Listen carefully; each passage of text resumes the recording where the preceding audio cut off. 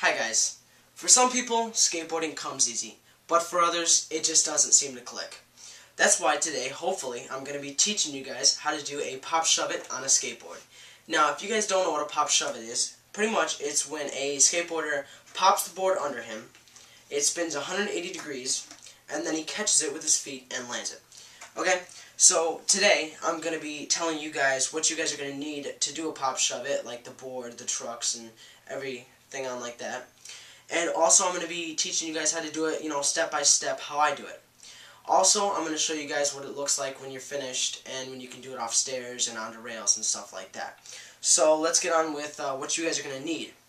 Okay, so you guys are going to need a skateboard, of course. My suggestion is actually a Moose blank deck. They're about $10 a board, and they're pretty nice. They have a lot of concave, which, if you guys don't know what concave is, it's the little dip that's in the middle of the board that allows you to flick it. And it also has good pop, which you can, pop the board, which is these things, the tail and the nose.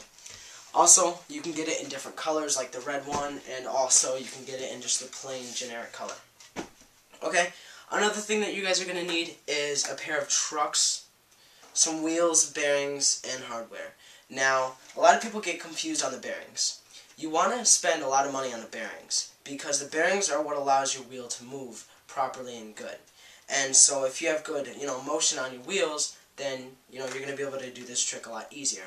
I would suggest to get the trucks, the wheels, the bearings, and the hardware, go to your local skate shops, either Zoomies or the station, and they sell it for, a reasonable price. And if you guys need more help, you guys can just ask them and they'll take you right to it. Okay? So another thing that I suggest is you're going to need some skate shoes. Now, if you guys don't really know what a skate shoe is, I have an example of one. And this is actually the deck line. And I wear a size 9 shoe. It doesn't really matter what shoe you wear, but just any shoe size that you need, it's fine. Okay, so pretty much you just need any shoe that's going to have a flat bottom on it, because you want to have your foot lined up with the grip tape pretty evenly. So as you can see here, it has an almost flat bottom. Now in a lot of tennis shoes, it has like a lot of there's like a part here, and then there's like a little dip down here, and then there's another part. And, that just won't work. My suggestion is deck line, but again, you can go to your local skate shops and they have all skate shoes in there. Okay? So now I'm going to actually show you guys how to do the pop shuvit. So pretty much, to do it, you're going to want to just go either in the grass, or if you're feeling risky, you can do it on concrete. Now, usually if you're a beginner, it's easier to learn it on grass because you don't have to worry about it sliding out from under you. Okay, so I like to picture my back foot. We're going to start off with the back foot placement. Now, you're going to want to put your back foot, with about 2 inches of your toe on the board, okay? And I usually like to leave about 4 inches off the board, and always be on your toes, okay? With your back foot always on the toe. Now, your front foot, okay, you're going to want to put it around the center of the board with, again, about 2 inches on and about 4 inches off, okay?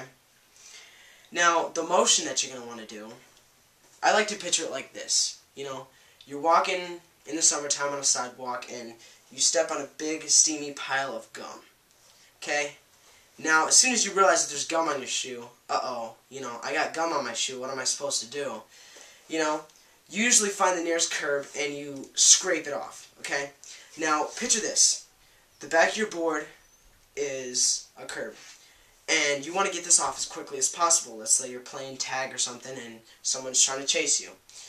You're going to want to push down on the curb as hard as you can, okay, in a quick motion, and slide back, okay, to try to scrape that gum off. That's the exact motion that you're going to want to do on the back. You're going to want to push down and slide, okay? Now with your front foot, you're just going to want to pick it up, basically. Now, what's going to end up happening is when you pop the back, your board's going to go like this and start turning with your front foot still on. So when you lift your foot off, the board's going to be coming up with your foot. And so when you slide your foot off, it's going to cause friction against the grip tape, and it's going to slide. So it's going to eventually even out like this, turn around, and just hold both legs up in the air for as long as you can until you see the board backwards. And then you're going to want to find the bolts, which is 4 bolts on each side, and try to land your foot over top each one.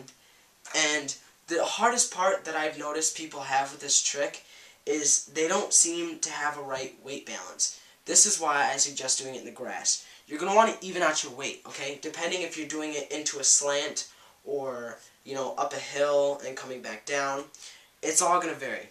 So if you have a driveway and it's kind of at a dip, you're going to want to, you know, lean your weight forward if you're going down it.